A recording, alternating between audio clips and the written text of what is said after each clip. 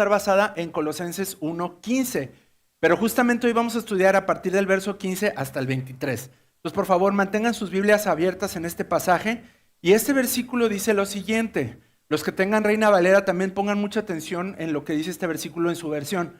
Cristo es la imagen visible del Dios invisible. Él ya existía desde antes de que las cosas fueran creadas y es supremo sobre toda la creación. Vamos a orar. Padre, te damos muchas gracias por este tiempo que nos permites venir delante de tu palabra, Señor, para aprender, para escuchar tu voz por medio de tu palabra, Señor. Te ruego que todo lo que hablemos hoy, Señor, no sea nada más conocimiento teórico, intelectual, sino que realmente sea un aprendizaje espiritual, Señor, que nuestro corazón se conmueva, Señor, para ser transformado de acuerdo a lo que tú enseñas en tu palabra. Gracias, Dios, en el nombre de Jesús oramos. Amén. Queridos, les tengo una buena y una mala.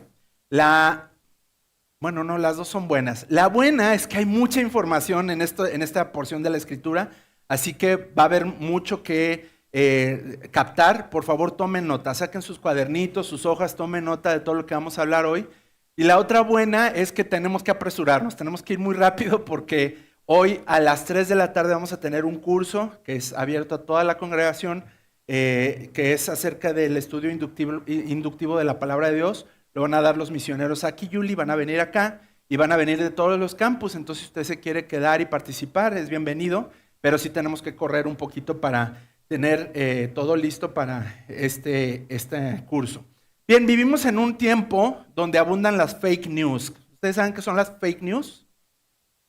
Lo popularizó mucho el presidente Trump, ¿verdad? Las fake news, y él hablaba de que todo eran noticias falsas, pero en cierto sentido tiene razón. Yo creo que todos los días vemos noticias o vemos alguna información que de repente dices, ¿será cierto esto que están diciendo? Y luego investigas un poquito más y te das cuenta que era mentira, ¿no? Que alguien publicó una falsedad. No sé si a ustedes les pase como a mí, pero todos tenemos una tía, una abuelita que manda un video ahí por el WhatsApp familiar de alguna noticia que es bien falsa, pero bien alarmista, ¿no? Entonces, por ejemplo, mi mamá nos manda a nosotros así al grupo de los hijos de la familia, así un video de que, no sé, de que cayó una bomba aquí en Cocula, ¿no? Una bomba atómica y bien asustada y no, mamá, esas son noticias falsas y le tenemos que demostrar que lo que está ella mandando y luego lo reenvía, ¿verdad? Y ese es el problema de las fake news, que son tan virales, son tan peligrosas que pues al rato andan circulando por todos lados.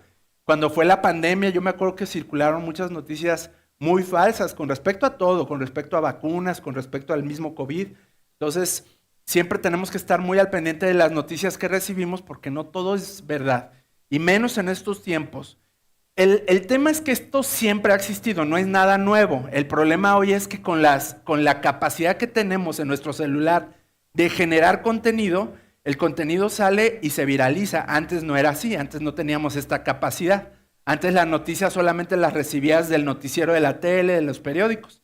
Y esto me recuerda una anécdota que tengo de cuando yo era niño, muy chiquito, como de 8 años, o sea, hace como 20 años más o menos. Nosotros vivíamos en Ciudad de México, pero veníamos a Guadalajara de vacaciones en verano, en Navidad, para visitar a mi abuela que vivía aquí y unas tías que también vivían aquí. Entonces veníamos y visitábamos, pero en una ocasión me acuerdo que fuimos a pasear ahí a la Plaza Tapatía, estábamos paseando, estábamos caminando, y había un hombre gritando una noticia con estos periódicos amarillistas, alarmistas de la alarma, y estaba gritando que Juan Gabriel se había muerto. Así que se cayó en un avionazo, pero estoy hablando hace muchos años, Juan Gabriel no murió hace tanto tiempo, y pues evidentemente, pues ahí estaban las fotos, o sea, se veía el cuerpo, ya saben estas revistas horribles, el cuerpo ahí todo horrible y que Juan Gabriel se murió, y mi abuela era súper fanática de Juan Gabriel. No, pues se cayó al suelo y empezó a gritar y se quería desgarrar las vestiduras. Mi Juan Gabriel, ¿cómo es posible? Y ahí tienen a mi mamá y a las tías calmándola. No, mamá, a ver, pues vamos a investigar. Obviamente, pues fuimos a la casa bien tristes todos, ¿no? Yo me puse triste que se murió Juan Gabriel. Y ya después investigamos que no es cierto, que eran unas de esas publicaciones falsas. ¿Para qué? Para llamar la atención de la gente y venderle algo, ¿no? Venderle una revista. Pero fíjense, desde que yo era niño existía esto, pues también esto existía en la iglesia de Colosas. Y en la iglesia de los colosenses también había fake news acerca de Jesús.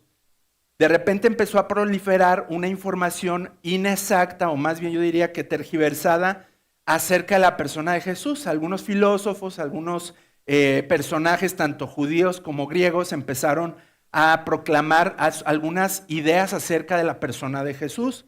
Y esto se le conocía como la herejía de los colosenses. Y esta herejía que surgió, los que han venido a las prédicas pasadas, van a más o menos entender que de ahí, de esta herejía, surgió lo que hoy se conoce como el agnosticismo. ¿Cuántos han escuchado qué es el agnosticismo? O si alguna persona te ha dicho, no, pues yo soy agnóstico. ¿Alguien ha escuchado esto alguna vez? ¿Sí? Bueno, a diferencia del ateísmo, el ateísmo es no creo en la existencia de un Dios, pero el agnosticismo dice, yo sí creo en un Dios, pero está lejos, está apartado, o sea, nos creó y nos aventó, ¿no? Ese es el agnosticismo. Y hay un conocimiento acerca de lo divino que no está a nuestro alcance. Por lo tanto, si no hay una relación con Dios, de Dios con su creación y no lo conocemos, pues ¿cuál es la responsabilidad? No tengo ninguna responsabilidad con ese Dios. Eso es lo que proclama el agnosticismo actual. Fíjense la definición. Dice, actitud filosófica que declara inaccesible al entendimiento humano todo conocimiento de lo divino y de lo que trasciende a la experiencia. Entonces, es una filosofía que dice que ese conocimiento divino es inaccesible para el vulgo, pero algunos iluminados, algunos eruditos tienen ciertas acceso a ese conocimiento, que son los agnósticos. Entonces, algún agnóstico puede decir, yo esto entiendo, yo sé esto, yo he investigado esto y este es Dios, este es el universo. Bueno, este agnosticismo que existe hasta nuestros días nació en la época de los colosenses, con una herejía que andaba circulando en la iglesia de Colosas, que fue tan grave, fue tan importante, que Epafras, que fue el plantador de la iglesia en Colosas, porque si se acuerdan, en domingos pasados hemos aclarado que Pablo no fundó la iglesia de Colosas, fue Epafras. Obviamente Epafras fue un discípulo de Pablo y él fue y fundó la iglesia de Colosas. Tan fue importante esta herejía que Epafras tiene que hacer un viaje de 2000 kilómetros en burro hasta Roma, desde Colosas, que esto es en Turquía, actual Turquía, hasta Roma. ¿Ustedes saben cuántos son 2000 kilómetros? A ver los que vinieron al culto de la mañana. Como de aquí de Guadalajara a Cancún aproximadamente, pero en burro, imagínate. ¿Cuánto tardarías en llegar de aquí a Cancún en burro? Ahora, ¿qué tan importante es lo que tú tienes que hacer allá? No nada más tomar vacaciones, que te llevaría a hacer este viaje tan largo y tan lejano hasta ese lugar tan remoto, ¿no? Entonces, era muy importante. Epafras se dio cuenta de esta herejía que estaba proliferando en la iglesia de Colosas y por eso va y busca a Pablo, que estaba preso en Roma. Fíjense que Pablo está ahí encarcelado, creo que con Timoteo también, y entonces ahí, desde la cárcel en Roma, Pablo escribe una carta, se la da a Epafras y se la lleva a los colosenses. Pero ¿qué es esta famosa herejía de Colosenses? Les voy a explicar más o menos qué era lo que se estaba predicando. Por algunas fuentes entre judíos y algunos gentiles estaban llegando a estas conclusiones. Acuérdense que no había Biblia. Acuérdense que los judíos solamente tenían el Antiguo Testamento, pero los gentiles no tenían nada más que la enseñanza de los apóstoles, de Pablo, de Pedro y de algunos apóstoles, y por eso la genial idea de empezar a circular cartas, ¿no? Porque estas cartas fijaban la doctrina de los apóstoles, la doctrina bíblica. Bien, ¿cuál era la herejía? Bueno, este grupo de personas decían, llegamos a la conclusión que Dios es bueno y es espíritu y no hay maldad en él. Hasta ahí todo bien, ¿verdad? Todos creemos lo mismo, Dios es bueno, no puede haber maldad en él y Dios es espíritu, Dios Padre es espíritu, nadie lo ha visto. De hecho es algo que Jesús mismo dijo, nadie ha visto al Padre. Pero el problema viene aquí, dice, bueno, pero como Dios es bueno y todo lo demás es malo, el universo, la materia, todo lo material, el ser humano es malo, Dios no pudo haber creado algo malo si Él es bueno. Y ahí empezaron ahí a filosofar. Aguas con la mente, hermanos, porque a veces la mente se nos escapa si no está delimitada y alineada de la palabra de Dios. Entonces ellos empezaron a decir, bueno, pues no, Dios es bueno, no pudo haber creado el mundo malo en el que vivimos y la maldad humana. Entonces, ellos llegaron a la conclusión que Dios tenía estas como emanaciones místicas que salían de Él, ¿no? Emanaciones, fuerzas, poderes, energías. Y estas energías viajaban por el universo y por el cosmos, y una de estas emanaciones creó el universo, fue el creador o creadora del universo. Algunos incluso creen que estas emanaciones se alejaron tanto de Dios, del Padre, que ni siquiera ya tenían una relación con Dios. O sea, eran fuerzas ahí que andaban volando. Entonces, los agnósticos o estos filósofos griegos llegaron a la conclusión que Jesús era una emanación que salió de Dios. Fue algo creado por Dios, que salió de Dios, y Jesús fue el creador del universo y de las cosas en las que vivimos, el mundo en el que vivimos. Entonces, pero Jesús no es Dios, Jesús es una emanación de Dios y Él creó el universo. Y otra conclusión a la que llegaron, bueno, pero Jesús no es malo, Jesús es bueno. Entonces no puede ser, lo material es lo malo, Jesús no pudo haber sido humano, porque lo humano y lo material es malo. Entonces llegaron a la conclusión de que Jesús era una aparición que anduvo entre nosotros, algo así como un fantasma, una aparición. Entonces todas estas cosas se estaban predicando entre la iglesia. Imagínense que aquí en Aliento de Vida llegara alguien y empezara a predicar estas cosas, pues de inmediato me salgo a buscar a ver a quién para que traiga, ¿verdad?, una corrección. Entonces, es lo que hizo Epafras, salió a buscar de inmediato con urgencia a Pablo, y entonces Pablo escribe esta carta, porque esta enseñanza se estaba dando a conocer. Y el problema fue que la gente empezó a creer estas cosas. Pero aún así, hermanos, aunque veamos esto como lejano y que digamos, ay, qué bárbaro los colosenses, ¿cómo creían esas barbaridades? Yo te pregunto a ti hoy, ¿en qué Jesús crees? ¿En cuál Jesús crees? Porque muchos de nosotros creemos en un Jesús totalmente diferente al que la Biblia enseña. Creemos en el Jesús que te enseñó la abuelita, en el Jesús que te enseñó tu tradición religiosa, en el Jesús que anda diciendo a la gente por ahí en la calle que es Jesús, ¿no? Y se dice tantas cosas de nuestro Señor Jesús allá en la calle que no son bíblicas, que muchas personas las creemos. Por ejemplo, algunos piensan que Jesús es uno de tantos caminos. Entonces yo escuchaba la otra vez una entrevista a una mujer que decía que ella les está enseñando a sus hijos a agarrar lo mejor de todas las religiones y creer algo propio. Entonces de Jesús agarro que era un hippie bondadoso, buena onda, pero de Buda agarró esto y de Mahoma agarró esto, entonces de entre todos forma un criterio propio. Pero el problema es, ¿qué crees de Jesús? Porque si realmente creyeras en el Jesús de la Biblia, lo primero que dice Jesús es, yo soy el camino, uno, no hay más. Pero ellos piensan que Jesús fue un camino.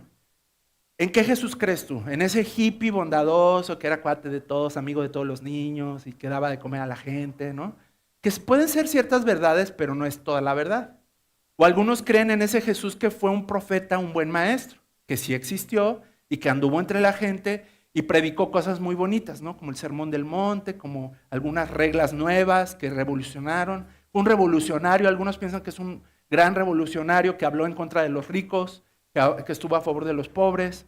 Mi papá, por ejemplo, como socialista, que era mi papá por muchos años, él veía a ese Jesús como revolucionario, así como el Che Guevara, que defendía a los pobres y atacaba a los ricos, ¿no? Ese es el Jesús en el que él creía.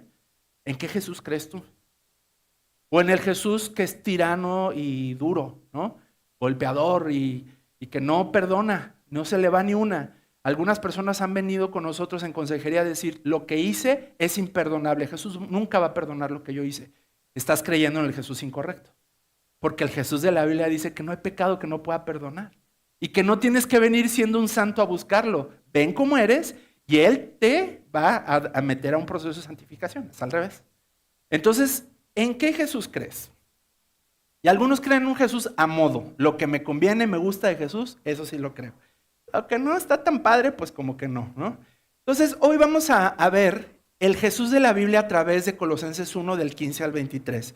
Y yo te voy a demostrar 10 razones por las que creemos en Aliento de Vida y la fe cristiana evangélica bíblica. Creemos que Jesús es supremo, porque Colosenses 1 es, yo diría que es como si agarráramos y apachurráramos toda la doctrina bíblica y el sumo que sale es Colosenses. Es el extracto de nuestra fe, de nuestra doctrina. Y el primer punto que quiero que ustedes entiendan es que Jesús es la imagen perfecta de Dios Padre.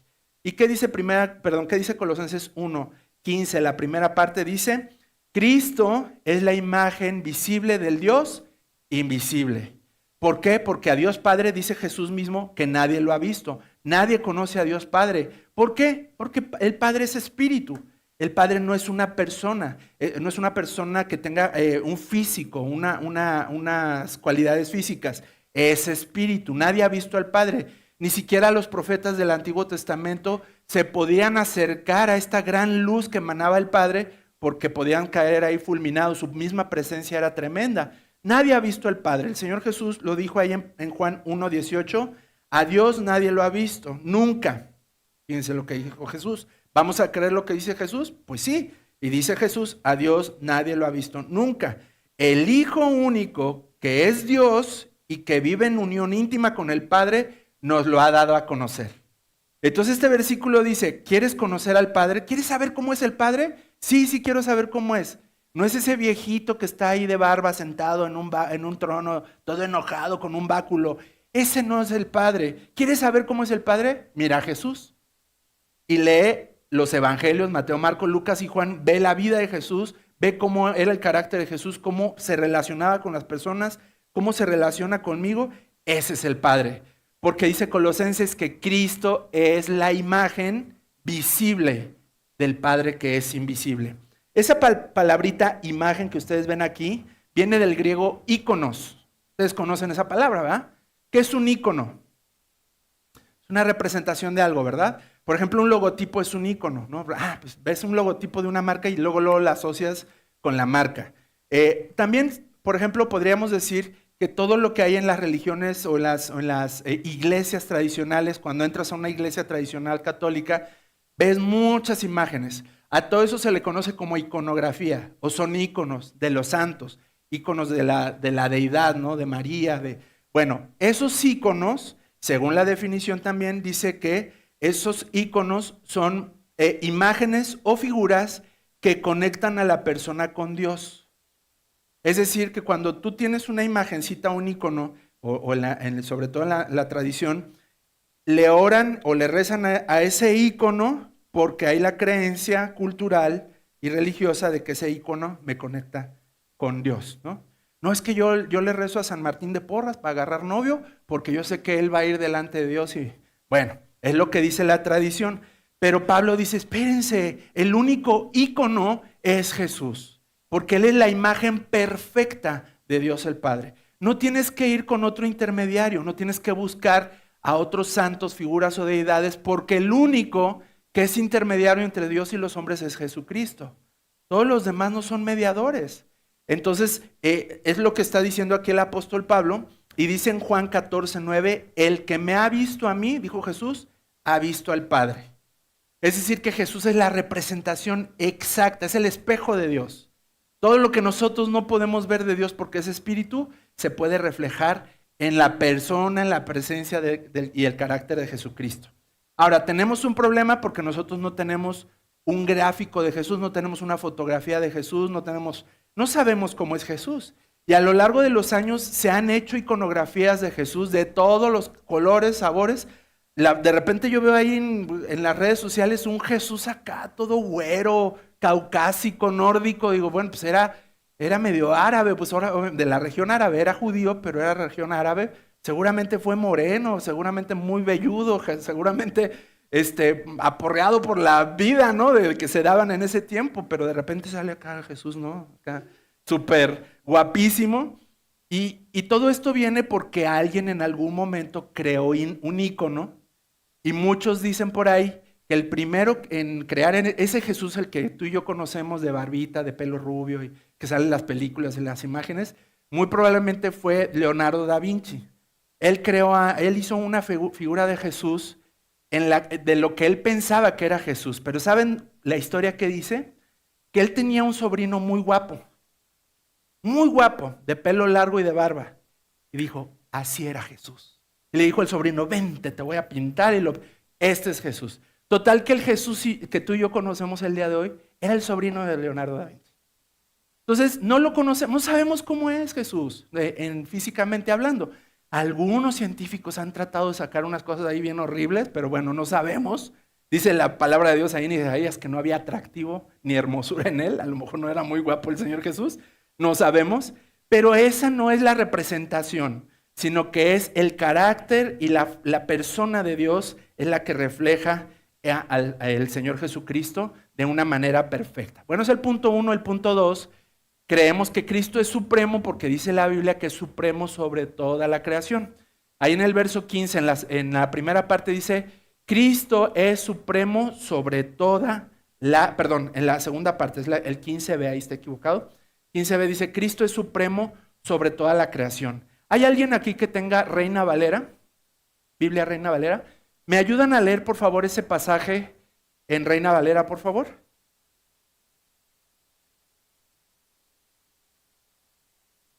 Que dice primogénito de toda la creación, ¿verdad? Perdón, me adelanté. Primogénito de toda la creación. Primogénito es primer nacido, ¿sí o no? En nuestra definición. ¿Cuántos son los primeros hijos de familia que hay aquí? ¿Quién es primer hijo? Raquelito, Juan José.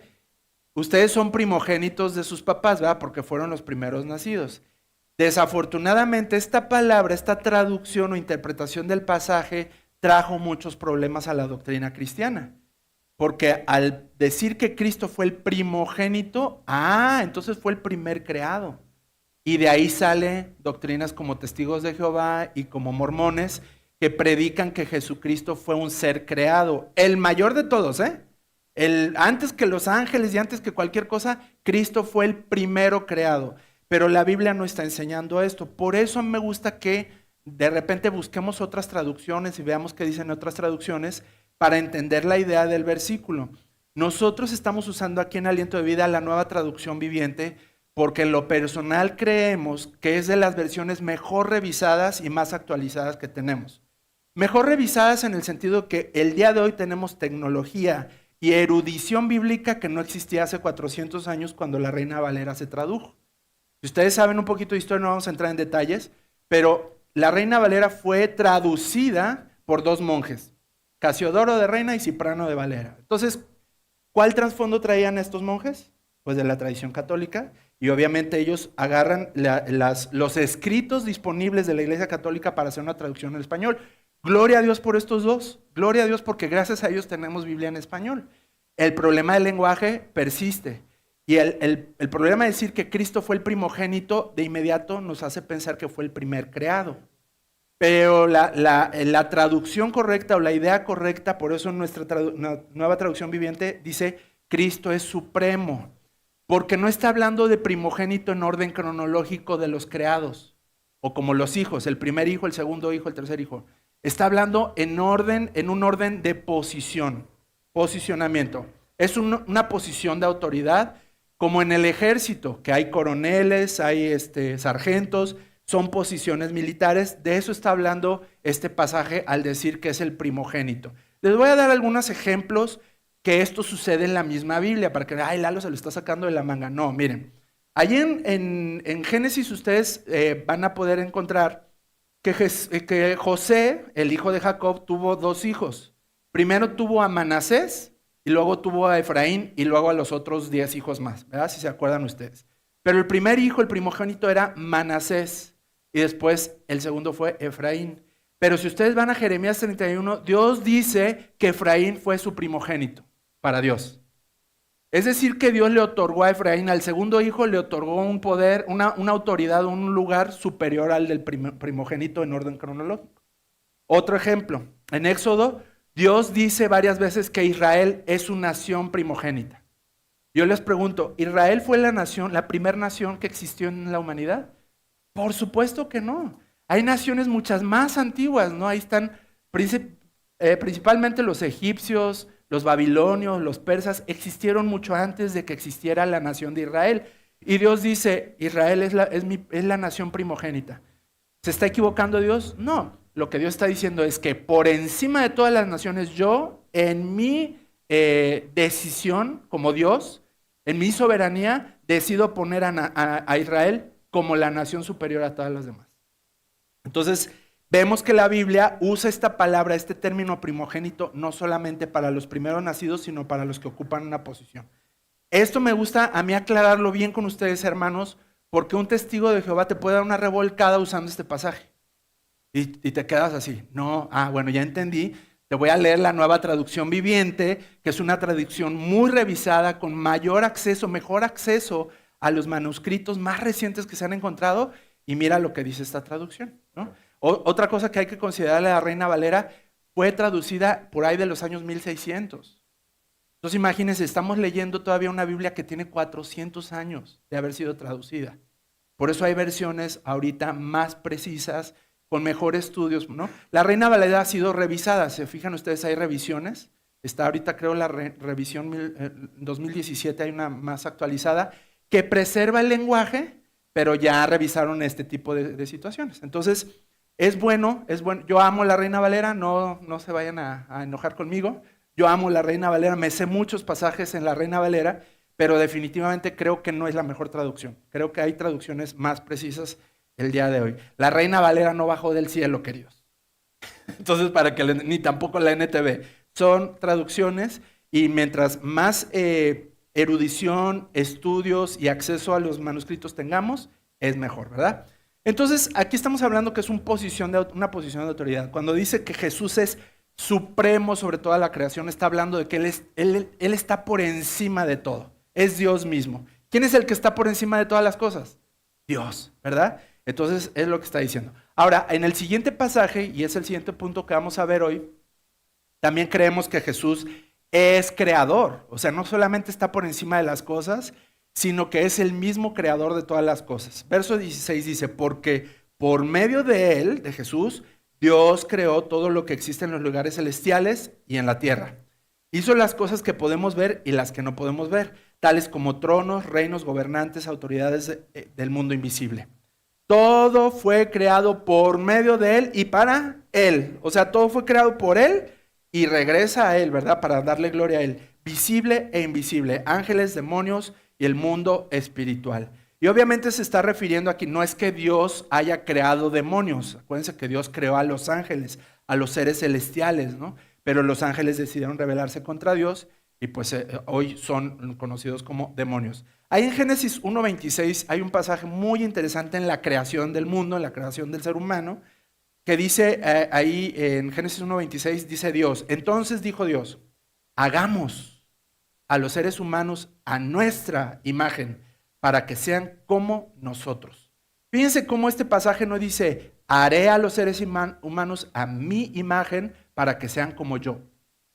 Dice, para que sean como nosotros, hagamos a nuestra. Está hablando en plural. Desde ahí los grandes eruditos del estudio de la palabra de Dios, se piensa, se cree, se confirma de que Jesucristo está incluido en este plural. Cuando dice Dios, hagamos, está hablando de las tres personas de la Trinidad.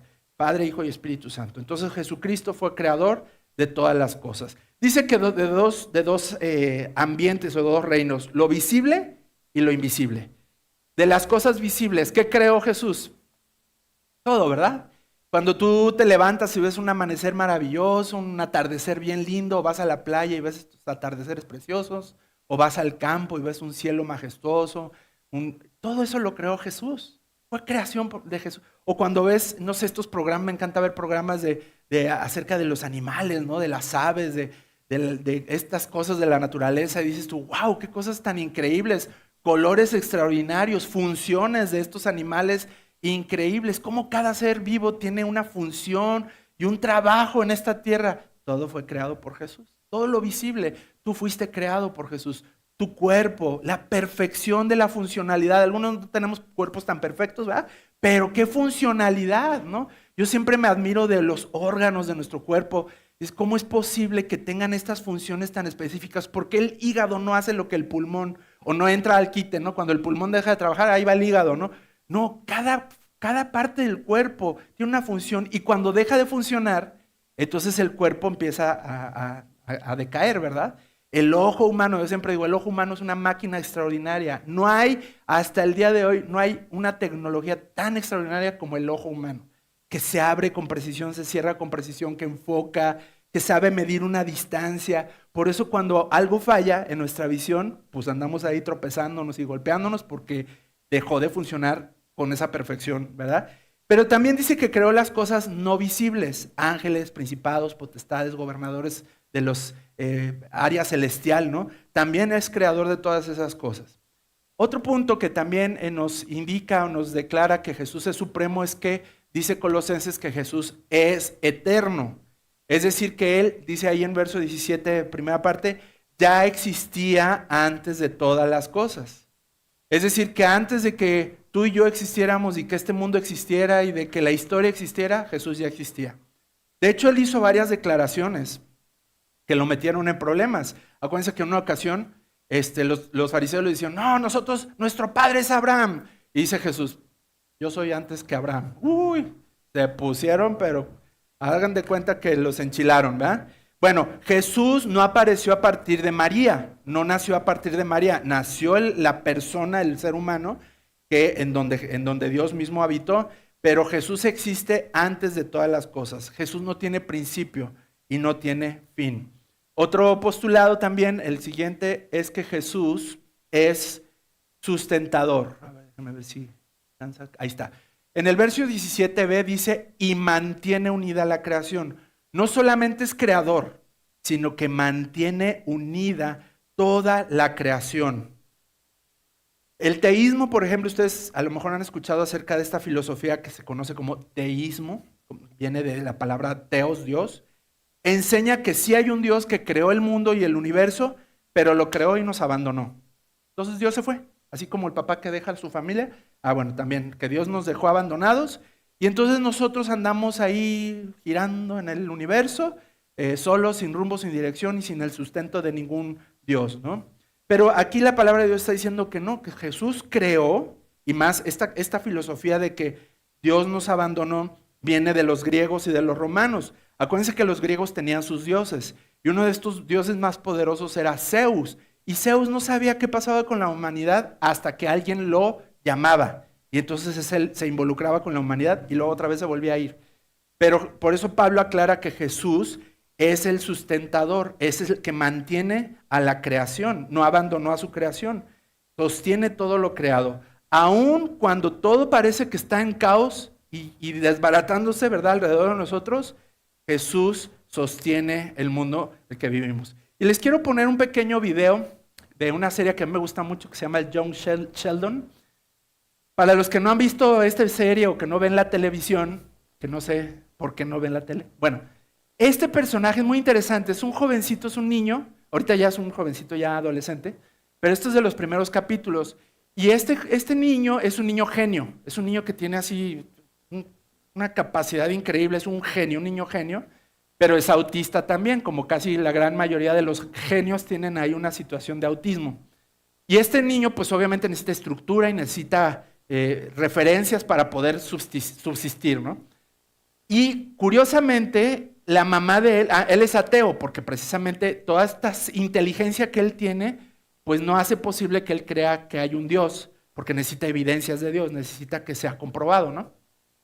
Pero la mamá es una gran creyente, es una cristiana así de esas del sur de Estados Unidos, pero bien, bien cristianota la señora. Entonces la señora constantemente está hablando de Dios, van a la iglesia, él va en contra de su voluntad a la iglesia, como varios de aquí, y oran, por ejemplo, en los alimentos. Entonces él está acostumbrado a esa vida religiosa.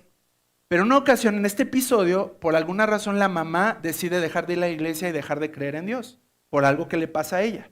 Entonces ella deja de creer y deja de ir a la iglesia, y esto trastorna el autismo de él, porque él está acostumbrado a su mamá religiosa, y de repente dice, ¿y ahora ya no vamos a orar? ¿Ya no vamos a ir a la iglesia?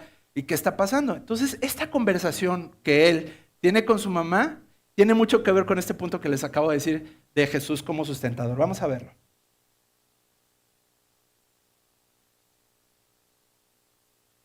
So you don't believe in God anymore? That isn't something for you to worry about. Did you know that if gravity were slightly more powerful, the universe would collapse into a ball? I did not. Also, if gravity were slightly less powerful, the universe would fly apart and there'd be no stars or planets. Where are you going with this, Sheldon? It's just that gravity is precisely as strong as it needs to be. And if the ratio of the electromagnetic force to the strong force wasn't 1%, life wouldn't exist. What are the odds that would happen all by itself? Why are you trying to convince me to believe in God? The precision of the universe at least makes it logical to conclude there's a creator. There are 5 billion people on this planet, and you're the perfect mom for me. What are the odds of that?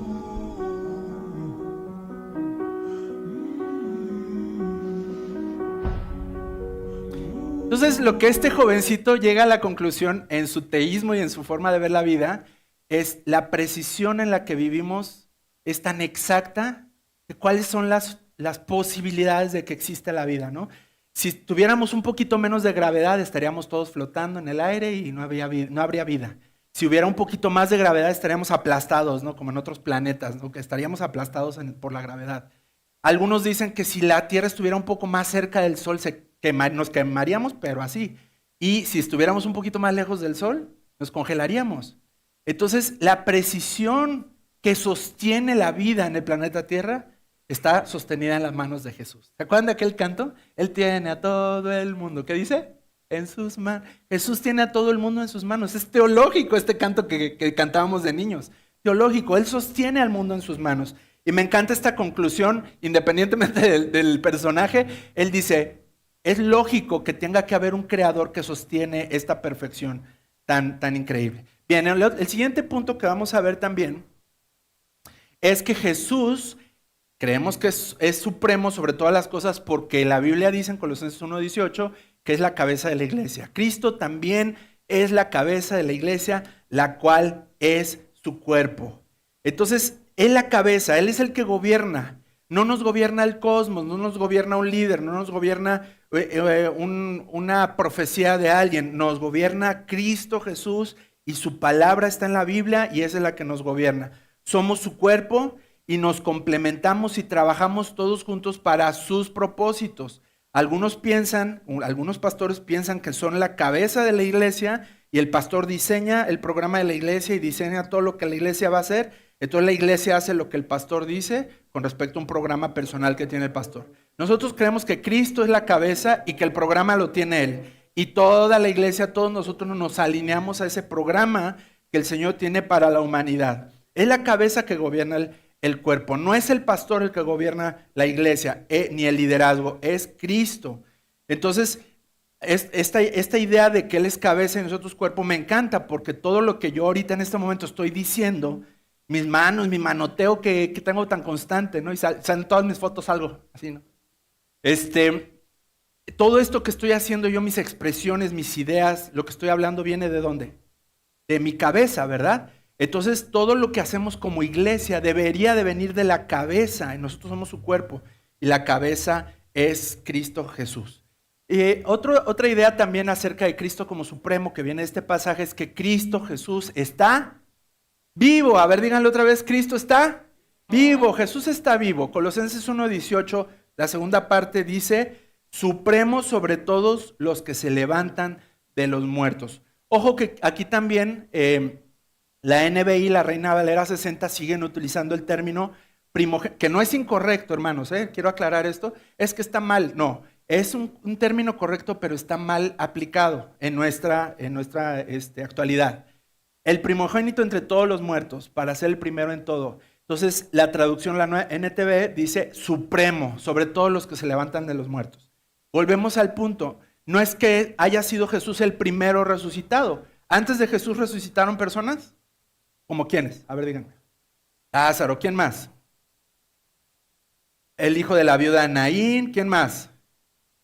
La hija de Jairo. Antes de Jesús resucitaron todos estos personajes, entonces, ¿por qué dice la Biblia que es primogénito? Porque no es cronológico, es posicional. Sobre todos esos que resucitaron, Jesús venció a la muerte.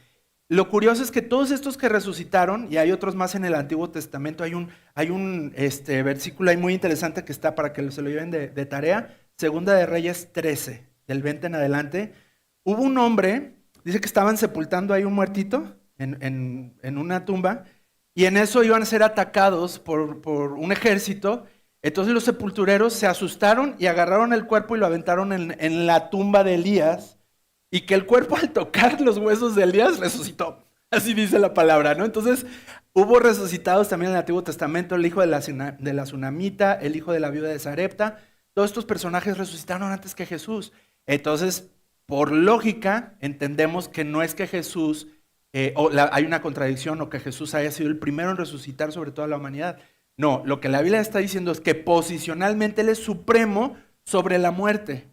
Y como es supremo sobre la muerte, todos estos que murieron y que resucitaron, adivinen qué les pasó. Volvieron a morir. Se volvieron a morir todos ellos. Y Jesús resucitó y no murió de nuevo y Él vive por la eternidad. Y está reinando actualmente junto a Dios Padre, está sentado junto a su trono. Todos los demás grandes líderes de las religiones más importantes del mundo tienen tumba. Mahoma tiene tumba, ahí está en la Meca, puedes ir a visitarlo. Buda tiene tumba. El problema con Buda es que los chinos y los de la India se pelean por la tumba. Entonces, unos dicen que está en la India y otros dicen que está en China. ¿Quién más?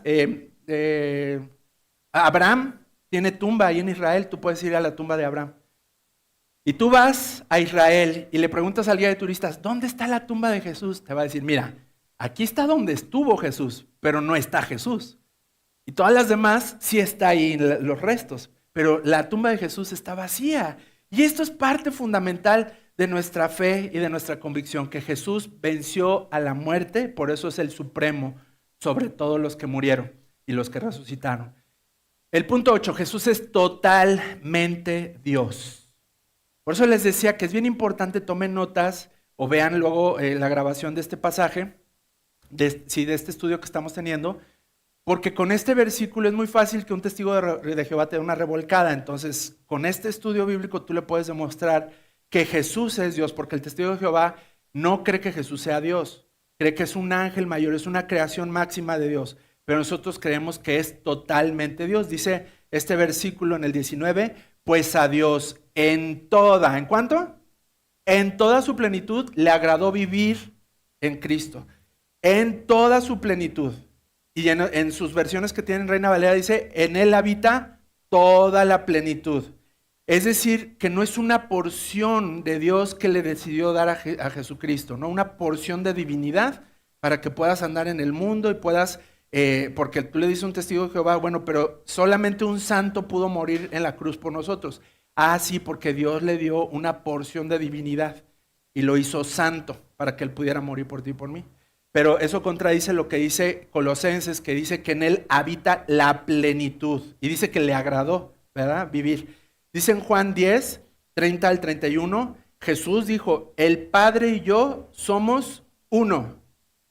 ¿Cómo dice? El Padre y yo somos uno. Entonces fíjense cuál fue la reacción de los judíos cuando Jesús dijo declaraciones como esta y como la otra que les dije hace rato que dijo, antes de que fuera Abraham yo era. Fíjense cómo reaccionó la gente. Una vez más la gente tomó piedras para matarlo. Entonces Jesús les dice, a ver, díganme por qué me van a apedrear, porque resucité a un muerto, porque sané a un leproso, porque le devolví la vista a un ciego, ¿por cuál de estas acciones me van a apedrear? Y fíjense lo que le contestan, no, te estás equivocando Jesús, no te vamos a apedrear por ninguna de estas buenas acciones, sino por blasfemia. Tú, un hombre común y corriente, afirmas ser Dios. Por eso lo iban a apedrear, porque Jesús afirmaba ser Dios. Lo interesante de este pasaje es que Jesús no los contradice. Es otro argumento que tú puedes decirle a los testigos de Jehová o a los mormones. ¿Por qué Jesús nunca negó ser Dios? ¿Por qué permitió ser adorado? Cuando el judío no podía adorar a nadie ni a nada más que al Padre. Pero Jesús permitió ser adorado. Entonces, esta es evidencia, una evidencia más de que Jesús es Dios mismo. Porque los mismos judíos querían matarlo, de hecho fue a la cruz por eso, porque Él se hacía pasar por Dios según ellos.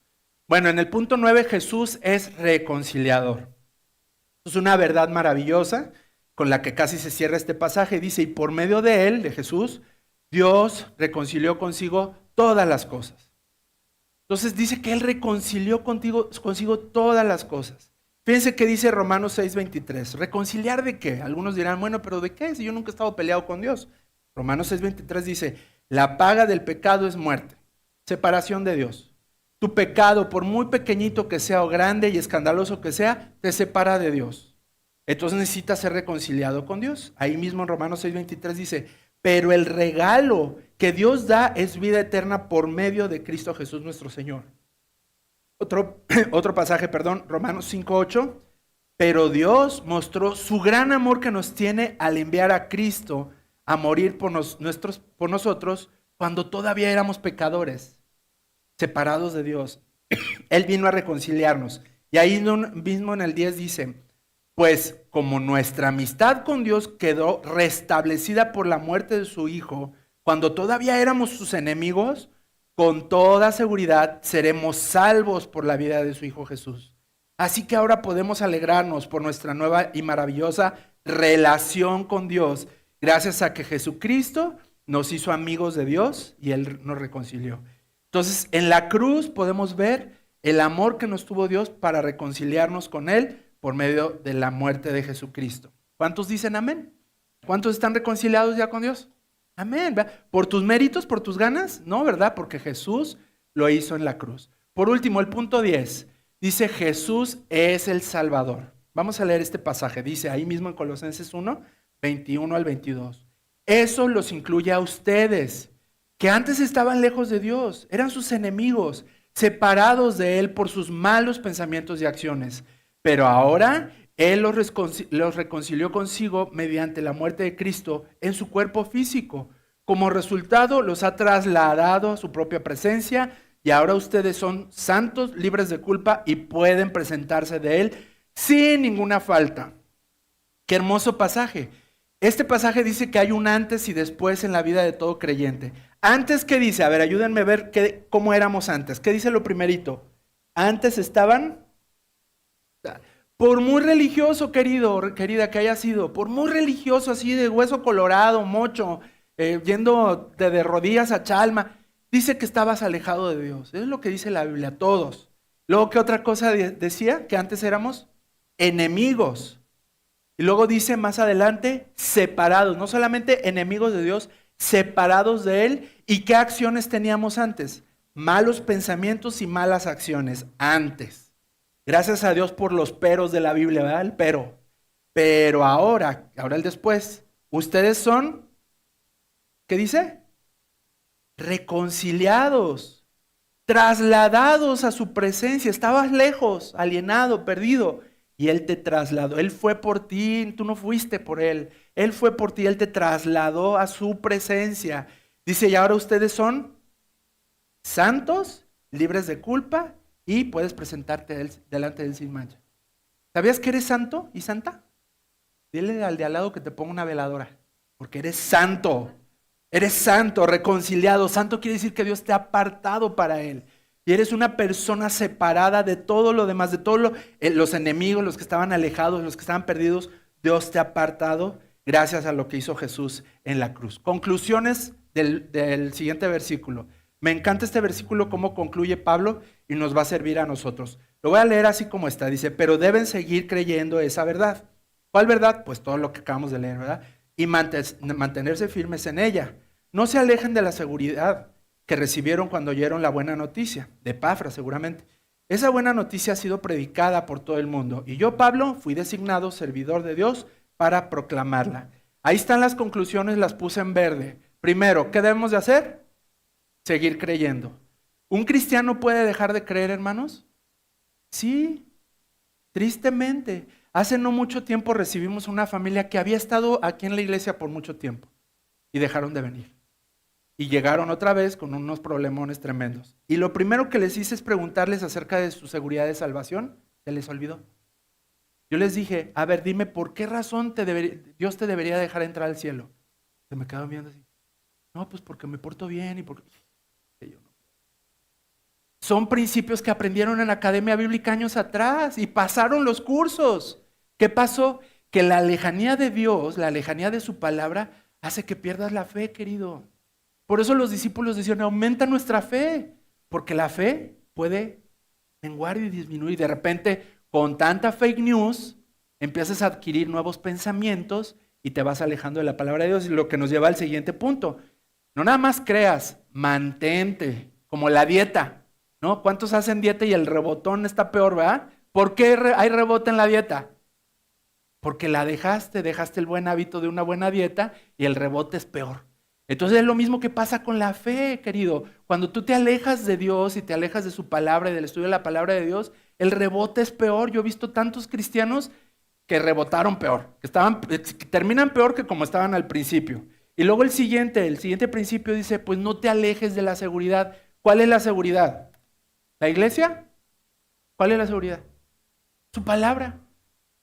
Su palabra. Hay quienes me dicen, no, es que no va a la iglesia, que porque está en un rancho, en un pueblo, y pues no va a la iglesia. Pues busca una iglesia allá. Ay, pero es que no es lo mismo que aliento de vida. Querido, no es aliento de vida, es tu relación personal con Dios, tu búsqueda de la palabra de Dios. Pero aquí en ese mantenimiento, hermanos, manténganse firmes, tiene que ver constancia, sacrificio, echarle todos los kilos, no nada más agarrar, venir los domingos aquí. ¿Ustedes creen que en 40, 45 minutos de prédica va a haber una transformación profunda? Obviamente hay principios transformadores, pero cambios radicales, pues no. Se necesita un estudio, un mantenimiento en la palabra de Dios y no alejarnos de la seguridad. Alejarnos de la seguridad puede ser dejar de leer la palabra, dejar de orar, dejar de tener un tiempo personal con Dios y dejar de congregarte. Por eso la Biblia dice, no dejen de congregarse, porque eso es también mantenerse alejado de la seguridad. Y dice, esa buena noticia ha sido predicada por todo el mundo, y esto lo aclara Pablo porque había tantas fake news y tantos portadores de verdades acerca de un Jesús extraño, que dice Pablo, momento, yo fui designado servidor de Dios para proclamarla. Yo soy el autorizado. Aquí yo soy el único autorizado para decirles estas verdades. Entonces, cualquiera que venga con un evangelio nuevo, porque dice Pablo, ¿verdad? En otra escritura, cualquiera que venga con un evangelio nuevo, maldito. Así dice Pablo, que sea maldito, y lo sacan de la iglesia. Entonces, por eso Pablo tiene que aclarar, yo soy el que les predico esto. Y les mando una carta con Epafras, y escuchen a Epafras, y a los apóstoles. Cualquiera que venga con un evangelio novedoso, algo nuevo, algo, ay, que se ve tan padre, aguas. Si no está en la palabra de Dios, y obviamente nosotros no tenemos ahorita a Pablo que nos esté mandando cartas, pero tenemos la escritura. Entonces esto es válido para nuestros días también, cuando dice, yo fui designado, su palabra. ¿Designada para qué? Para proclamar la palabra. Nada ni nadie más, querido. Hay incluso literatura cristiana muy buena. A mí me encanta leer libros cristianos, pero tampoco son autoridad. Son muy buenas ideas de buenos autores. Y gracias a Dios por los libros que tenemos, pero no finques o bases tu fe en lo que un autor dice, o autora también. Entonces, la palabra de Dios es la máxima autoridad de mi fe y de mi doctrina. Vamos a orar.